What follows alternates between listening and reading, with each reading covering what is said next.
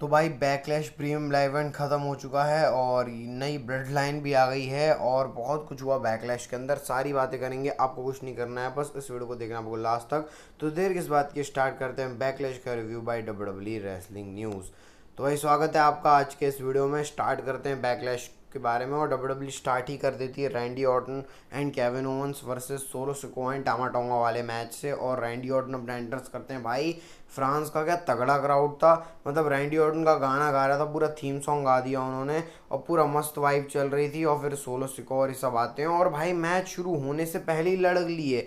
Solo Sikoa टामा tonga match शुरू होने से पहले लड़ लिए भाई, मार रहे हैं एक दूसरे को और सारे रेफरीज और सिक्योरिटी सब आ रहे हैं। बिल्कुल तगड़ी लड़ाई चल रही। एक तरफ एक साइड में केविन ओवंस और टामा टोंगा है, सोलो सिकोआ और रैंडी ऑर्टन कहीं और लड़ रहे हैं। निक ऑल्डिस फिर आना पड़ जाता है निक ऑल्डिस को। निक ऑल्डिस बोलते हैं कि देखो भाई तुम लोग रूल तोड़ रहे हो, तोड़ो, क्योंकि अभी ये नो डिस्क्वालिफिकेशन वाला मैच है, कोई रूल्स नहीं रहेगा, सीधे पिन फॉल करवाना रहेगा। तो ये बहुत अच्छा काम किया भाई डब्ल्यूडब्ल्यूई ने, मतलब इसको पिन फॉल वाला मैच, मतलब नो डिस्क्वालिफिकेशन मैच कर दिया, स्ट्रीट फाइट कर दिया। निक ऑल्डिस को स्ट्रीट फाइट अनाउंस कर देते तो भाई ये बहुत अच्छा लगा देख के, क्योंकि हाँ भाई टैग टीम मैच थोड़ा बोरिंग सा हो जाता। मस्त स्ट्रीट फाइट चल रही है भाई, क्राउड के आसपास लड़ रहे हैं। एक साइड जो है वो टामा टोंगा और रैंडी ऑर्टन और केविन ओवंस और सोलो सिकोआ की है, फिर इंटरचेंज भी हो रहा है मामला। मस्त तरीके से भाई लड़ रहे हैं क्राउड के बीच में। इसके बाद भाई क्राउड तगड़े चैंट्स लगा रहा है इस मैच के अंदर। इसके बाद रिंग के अंदर भी बारी आती है, रैंडी ऑर्टन वहाँ मार रहे हैं भाई, बिल्कुल एक्शन चल ही रहा है। इसके बाद इन्होंने भाई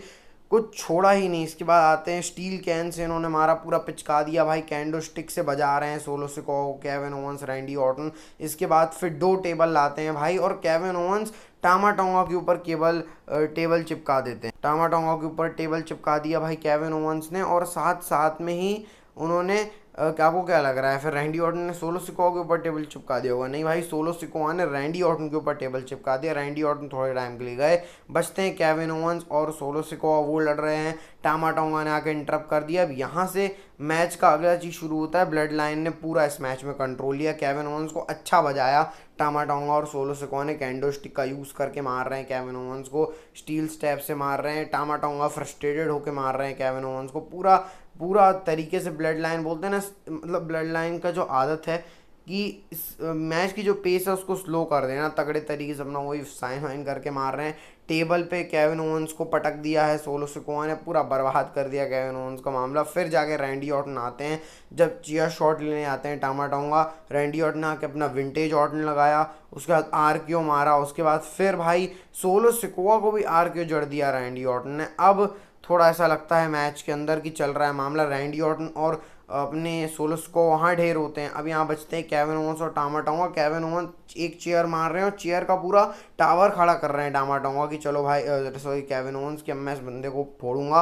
और भाई क्या फेंका है केविन ओवंस ने मतलब कहा टामा टोंगा को, ऐसा लग रहा है भाई टामा टोंगा को पूरी इंजरी ना हो गई हो भाई। इसके बाद फिर पिनफॉल करने आते, लेकिन तभी एक काली शर्ट में एक बंदा आके करता है। मैं बोला क्या जेकब फाडू थे? नहीं भाई, जेकब फाडू नहीं थे, टामा टोंगा के भाई टोंगा वाई थे। तो अब यहाँ पर नई एक लेयर खुल चुकी है। मैं बोला ना भाई, expect the unexpected. Blood line की स्टोर लाइन जितना सोचोगे उतनी अनएक्सपेक्टेड है। आते हैं, रेफरी को ढेर कर दिया, उन्होंने मारा पीटा। सोलो सिकोआ ने अपना वो चेयर चेयर के ऊपर अपना वो मार दिया अपना समवन स्पाइक और खेल ख़त्म कर दिया। और ब्लड लाइन इस मैच में जीत चुकी है। और पॉल हेमन के जो रिएक्शन थे वो ही बहुत ज़्यादा तगड़े थे भाई इस मैच के अंदर, कि भाई ये कौन नया बंदा आ गया, मेरे को तो कुछ अता ही पता नहीं है इस बंदे में। तो भाई पूरा खेल हो गया। अब मना करते हैं पॉल हेमन, भाई मत मार इसको। और भाई बस ये सब पोस्ट करते हैं फिर एक साथ में ही कि ब्लड लाइन कहाँ भाई, कि हम ऐसे करके कि ब्लड लाइन ही है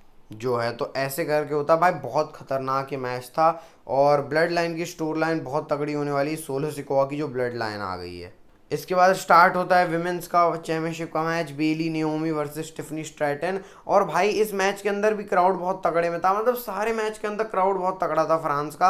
अब मैच शुरू होता है भाई और स्टिफनी ने इस मैच में डोमिनेट किया, अपने मूव्स दिखा रही हैं भाई, वो जो कुलाटी मार के वो करती हैं और उनका जो एलेबामा स्लैम है भाई वो बहुत इंप्रेस करता है। और फिर उन्होंने बाहर भी ये मूव परफॉर्म किया, स्टिफनी थोड़ा कर रही होती हैं। इसके बाद फिर इन लोग पिन फॉल भी खेल रहे होते हैं, मतलब नियोमी बेली को करती हैं, बेली नियोमी को, स्टिफनी ऐसे ऐसे करके वहाँ मामला चल रहा होता है। लेकिन फिर नियोमी ने थोड़ा मैच में डोमिनेट किया, बेली पे उन्होंने मारा, स्टिफनी को मारा उसके बाद भाई। और वो जो एक स्पॉट आता है इस मैच के अंदर, स्टिफनी और नियोमी, बेली तीनों एक दूसरे को लेके कूद रहे हैं, मतलब भाई बहुत ही, मतलब मैं कह सकता हूँ कि ये मैच क्राउड के कारण अच्छा बना है। मतलब अगर ऐसे देखो अगर यूएसए में मैच होता ना, मैं बोलता भाई ये ट्रिपल थ्रेट मैच ठीक है हो गया, लेकिन क्राउड ने इस मैच को और तगड़ा बना दिया भाई। पता नहीं काहे काहे के चैंट्स लगा रहा था भाई, वो अपनी लैंग्वेज में लगा रहे थे उन लोग चैंट्स। स्टिफनी ने अलबामा स्लैम बेली को बाहर लगा दिया और रिंग के अंदर फिर डोमिनेट कर रही है नियोमी आके, और बेली ने अपने डबल मूव्स स्टिफनी को मारे भाई। पूरे इस मैच के अंदर पूरा नियोमी और बेली ने निकाल दिया। फिर स्टिफनी तो ढेर हो गई, बेली ने इसका फायदा उठा के नियोमी को पिन कर दिया है, और बेली अभी भी स्टिल चैम्पियन है, विमेंस चैम्पियन। तो नियोमी पिन हुई है, ये देखना है मेरे को ऐसा लग रहा है स्टिफनी और बेली की जो फ्यूड है डब्ल्यूडब्ल्यू उसको आगे कंटिन्यू करने वाली है। लेकिन क्राउड बहुत तगड़ा था भाई। और ये भी हमको देखने को मिलता है कि Jey Uso, solo Sikoa, टामा tonga और ये जो टामा टोंगा के भाई भाई साहब हैं टेंगोआई, तो ये सब साथ में जे ऊसो को देख रहे होते हैं, पॉल इवन जे ऊसो को देख रहे होते हैं। तो ये यहाँ से कुछ फ्यूचर टीजेस हमको दिखाई दे रहे हैं ब्लड लाइन के।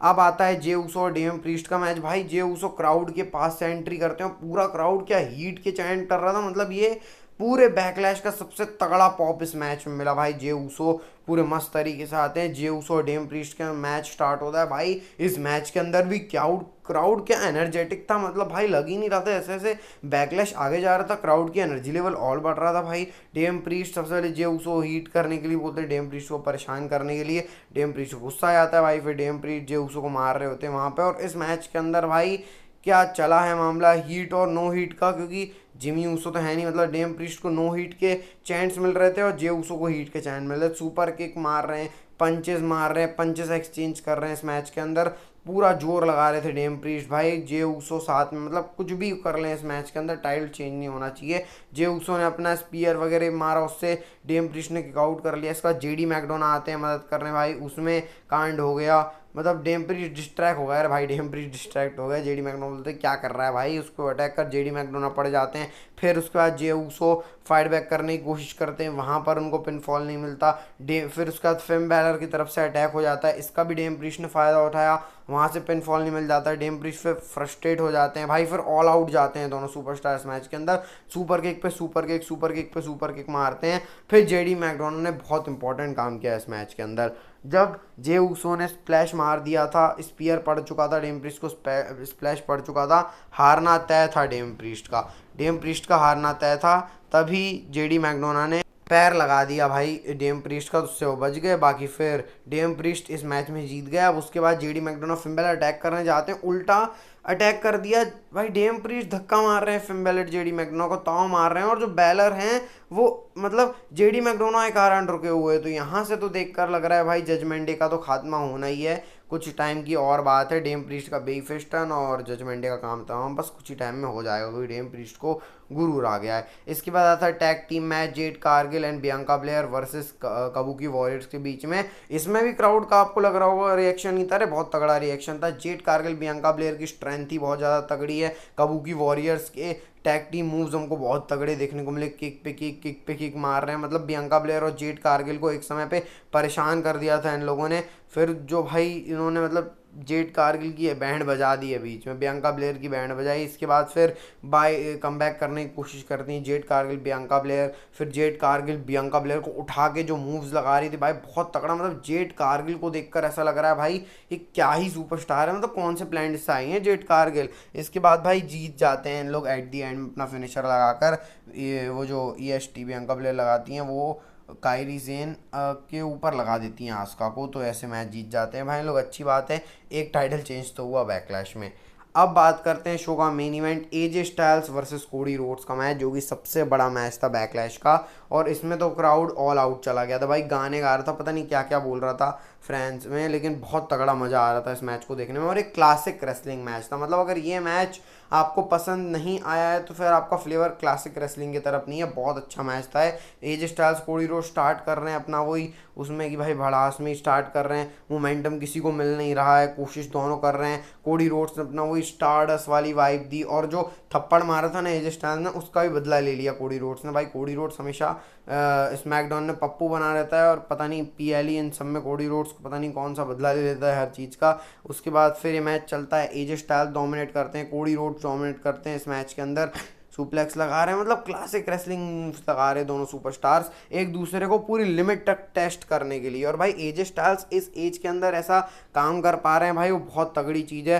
कोडी रोड्स को कर रहे हैं, इसके बाद भाई बाहर ले जाके भी एजे स्टाइल्स ने मारा कोडी रोड्स को।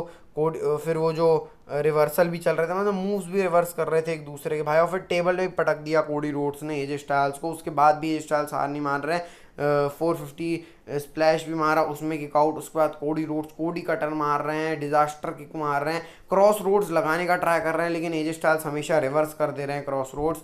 इसके बाद फिर कोडी रोड्स कोडी कटर फिर लगाते हैं, फिर वो केमोरा लॉक में फंसाते हैं एजे स्टाइल्स को। भाई ब्रॉक रेजनर की याद आ गई, केमोरा लॉक में कोडी रोड्स ने फंसाया रहेगा, उसमें एजे स्टाइल्स को कुछ नहीं हुआ। फिर उसके बाद Cody Rhodes at the and जाते हैं सुपर क्रॉस रोड से, मतलब वो जो थर्ड रोप वाला क्रॉस रोड है वहाँ से गए कोडी रोड्स, और वहाँ से एजे स्टाइल्स को पिन किया, और तब जाके कोडी रोड्स को मिली है विक्ट्री। तो एजे स्टाइल्स को भी कोडी रोड्स ने डिथ्रोन कर दिया है, और ऐसे बैकलैश होता है ख़त्म। और मेरे हिसाब से भाई बहुत अच्छा प्रीमियम लाइव इवेंट था बैकलैश, मतलब जितना एक्सपेक्ट किया था मेरे को उससे अच्छा लगा। और उसका एक बड़ा रीज़न है क्राउड, वहाँ का क्राउड इतना तगड़ा है भाई बैकलैश का, मतलब मैं तो तारीफ़ करते थक के रुक नहीं रहा हूँ भाई उनके क्राउड की। मैं चाहूँगा कि फ्रांस के अंदर कोई एक बड़ा पीएलई डब्ल्यूडब्ल्यू करवाए, और यहाँ से कोडी रोड जीत गया, बस इसी खुशी में बैकलैश हो जाता है ख़त्म। तो भाई आप बताना आपको वीडियो कैसे लगी भाई। सुबह 4 बजे बन रही है वीडियो, पता नहीं मैं सो गया था भाई, भूल गया था अभी, मतलब सो ही गया था, अभी उठाऊँ तो बना रहा हूँ भाई, क्योंकि पता है आपको भाई एग्जॉस्ट आते हैं बैकलैश वगैरह, और पूरा वो सोए हुए नहीं है तो कोई दिक्कत नहीं भाई, आप सो जाएंगे। इसी बात पे ही लाइक सब्सक्राइब कर देना आप, और भाई वो मोटिवेशन मिल जाता है, थोड़ा कर देना भाई प्लीज़। और चलो मिलते हैं नेक्स्ट वीडियो में, अपनी हेल्थ का ध्यान रखना, health is wealth, bye bye, take care.